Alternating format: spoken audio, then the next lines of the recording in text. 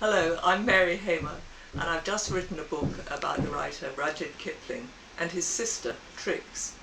Now, a lot of people know about Rudyard Kipling because they had such a wonderful time with his Jungle Book stories when they were children.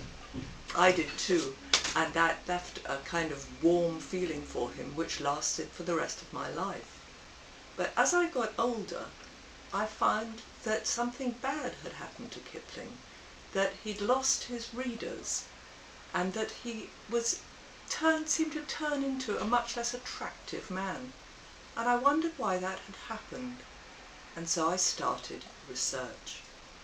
And it was wonderful, the research. It took me to India, it took me to South Africa, and it took me into reading masses of history about the Boer War, because that was the time of the Boer War, when Kipling seemed to turn into a different man. But I found that it wasn't anything that had happened to him in the war, it was something that had happened before. His little girl died, and it was at that point, when Josephine died, that Kipling began to be a different person. But Kipling, had a sister as well as a daughter, and it was the sister whom I gradually got more and more interested in. When they were little, Kipling and his sister had been sent to England from India, where they were born, well, where he was born, because she was born in England. They were sent to England to live with a foster family, and their experience there was truly catastrophic.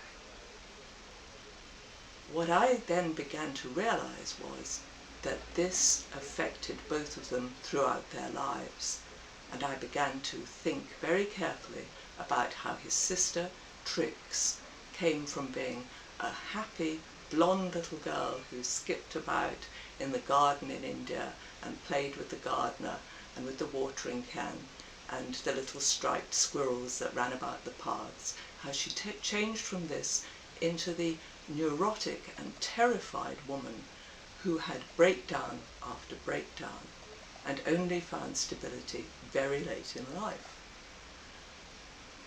But one of the things that she did to cope while she was an adult woman in an unhappy marriage was she expressed her feelings through her links with spiritualism. She became a clairvoyant, and she became famous, but under an assumed name. The long story of how Trix Kipling managed to make a life out of a very difficult beginning is also part of my book, and I think quite as worthy of interest as following the story of her brother.